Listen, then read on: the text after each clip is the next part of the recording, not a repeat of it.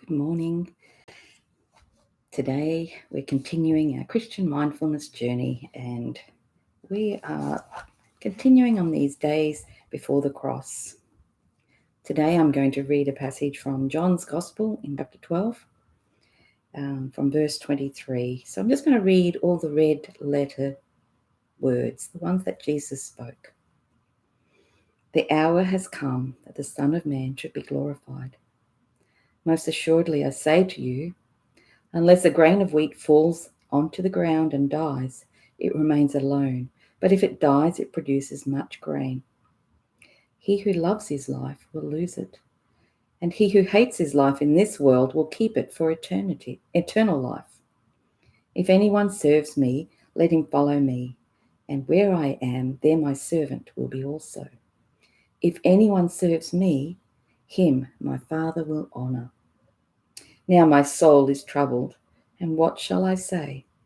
Father, save me from this hour. But for this purpose I came to this hour.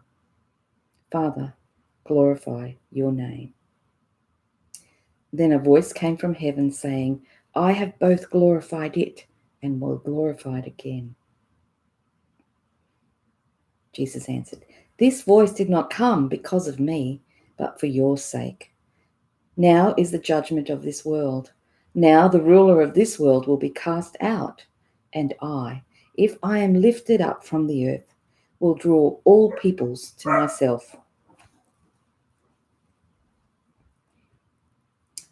The Son of Man must be lifted up. A little while longer, the light is with you. Walk while you have the light, lest darkness overtake you. He who walks in darkness does not know where he is going. While you have the light, believe in the light, that you may become sons of light. You know, this is one of those passages in the Bible where there is an audible voice heard. God's audible voice thundered. And, there's 3 different locations in the Gospels where God's audible voice was heard.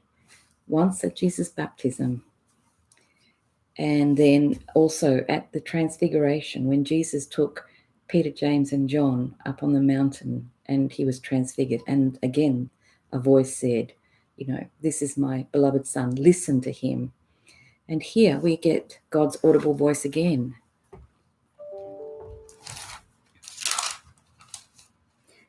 And it's, I have glorified it and will glorify it again. That came in response to Jesus saying, Father, glorify your name. God's name gets glorified through what Jesus did. I want you to recognize that hearing God's voice for yourself may not always be an audible voice.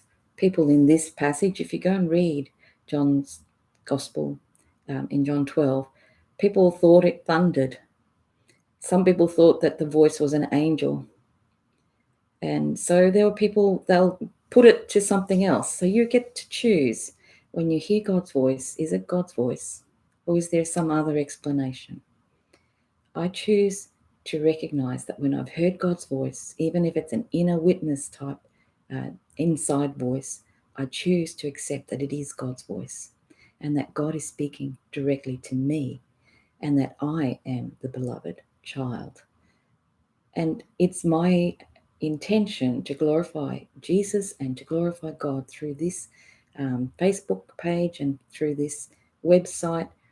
And I hope that you'll join me in a journey to learn more about Christian mindfulness and Christfulness, which is a relationship with Jesus Christ that we take into the everyday. That's it for today.